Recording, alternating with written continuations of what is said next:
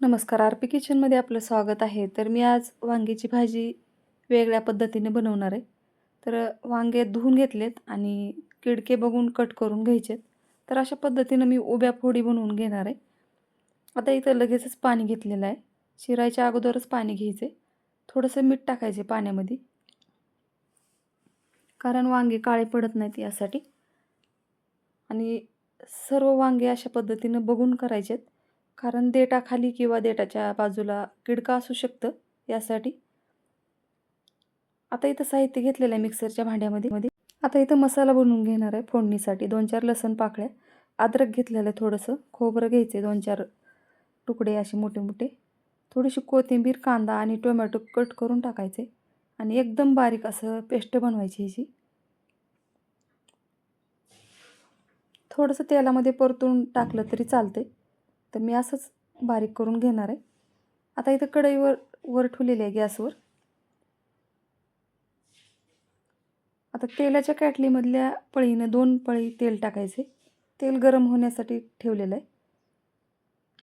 तुम्हाला माझा व्हिडिओ थोडा जरी आवडला असेल तर प्लीज व्हिडिओला लाईक करा, चॅनलला सबस्क्राईब करा. सबस्क्राईब केल्यानंतर बेल आयकॉन प्रेस करायला विसरू नका. ऑलवर क्लिक करा, म्हणजे माझ्या प्रत्येक व्हिडिओचे नोटिफिकेशन सगळ्यात आधी तुम्हाला येईल.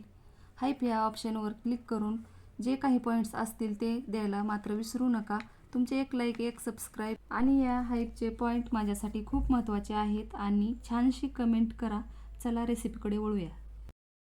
गरम झालेला आहे, याच्यात लगेच जिरे, मोहरी टाकून घ्यायची. आता इथं जिरे, मोहरी तडतडल्यावर याच्यामध्ये वाटलेला मसाला टाकून घ्यायचा.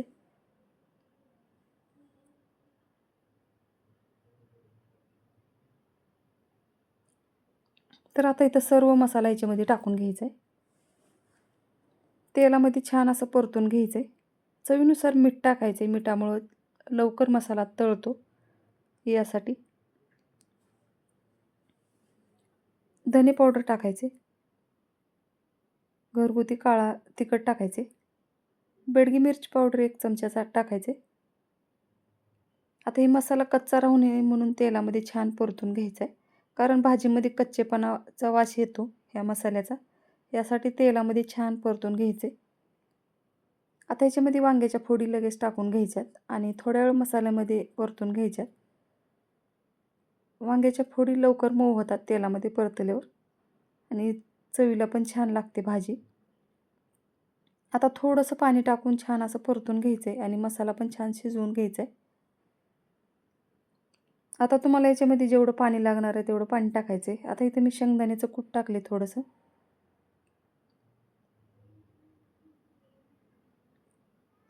आता 5 मिनिटं असंच ठेवायचं आहे कमी गॅसवर. आता एकदम छान असं वांग्याच्या फोडी पण मऊ झालेल्या आहेत. आता ह्याच्यामध्ये गरम पाणी टाकायचं आहे, तर बाजूला मी गॅसवर ठेवलेलं होतं.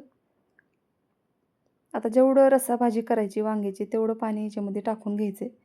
गरम पाणी टाकायचं आहे.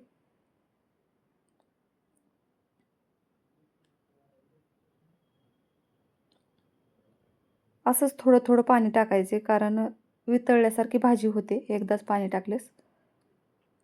आणि इथं कोथिंबीर टाकायची आणि गॅस बंद केलेला आहे मी. आता इथं छान अशी भाजी तयार झालेली आहे. आता एका मोठ्या भांड्यामध्ये काढून ठेवायचे. तयार झालेली आहे वांग्याची भाजी. माझ्या चॅनलला सबस्क्राईब करा, लाईक करा, शेअर करा. व्हिडिओ बघितल्याबद्दल धन्यवाद.